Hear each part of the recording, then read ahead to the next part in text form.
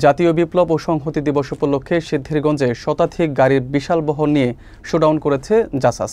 থানা জাসাসের আহ্বায়ক শামীম আহমেদ ঢালী ও সদস্য সচিব মোহাম্মদ আকাশ প্রধানের নেতৃত্বে অনুষ্ঠিত এই শোডাউনে যোগ দেন নারায়ণগঞ্জ জেলা বিএনপির সাবেক সভাপতি ও সাবেক সংসদ সদস্য বীর মুক্তিযোদ্ধা আলহাজ মোহাম্মদ গিয়াসউদ্দিন।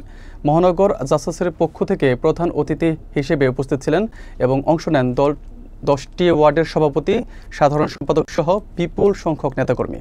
বিস্তারিত থাকছে এস মোনা খানের প্রতিবেদনে। নারায়ণগঞ্জের সিদ্ধিরগঞ্জে জাতীয় বিপ্লব ও সংহতি দিবস উপলক্ষে জাসাসের উদ্যোগে অনুষ্ঠিত হয় এক নজরকাড়া গাড়ি শোডাউন। থানা জাসাসের আহ্বায়ক শামীম আহমেদ ঢালী ও সদস্য সচিব মোহাম্মদ আকাশ প্রধানের নেতৃত্বে শতাধিক গাড়ির বহর নিয়ে এই শোডাউনটি শহরে বিভিন্ন সড়ক প্রদক্ষিণ করে।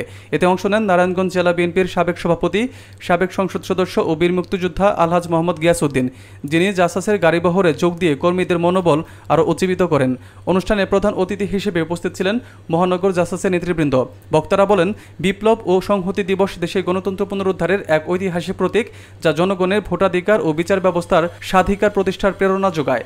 শামীম আহমেদ ঢালী তার বক্তব্যে উল্লেখ করেন, গণতন্ত্র ধ্বংসের নানা চক্রান্তের বিরুদ্ধে সবাইকে ঐক্যবদ্ধভাবে থাকতে হবে এবং শহীদের আত্মত্যাগের চেতনায় অনুপ্রাণিত হয়ে সত্যিকার গণতান্ত্রিক রাষ্ট্র প্রতিষ্ঠায় কাজ করতে হবে। অনুষ্ঠানে উপস্থিত ছিলেন জাসাসের 10টি ওয়ার্ডের সভাপতি, সম্পাদক সহ বিপুল সংখ্যক নেতাকর্মী।